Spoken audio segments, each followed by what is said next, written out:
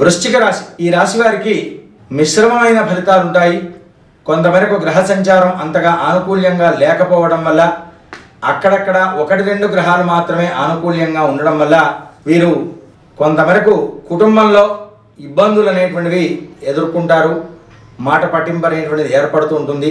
కనుక వీరు చాలా తక్కువగా మాట్లాడడం, తన పనితో తాను చేసుకోవడం వల్ల అనుకున్నటువంటి ఫలితాల్లో కొంతమేరకు దిగ్విజయం అనేటువంటిది సాధించేసి సకల కార్యాలు అనేటువంటివి నెరవేర్తించుకోవడానికి ప్రధానమైనటువంటి సాధనమే ఈ యొక్క రాహుకాలంలో దీపారాధన చేయడం. ఈ విధంగా దీపారాధన ఎవరైతే చేస్తూ ఉంటారో వారికి తప్పకుండా వారి యొక్క కోరిక నెరవేరేసి ఆ భగవత్ అనుగ్రహం అనేది తప్పకుండా లభిస్తూ ఉంటుంది.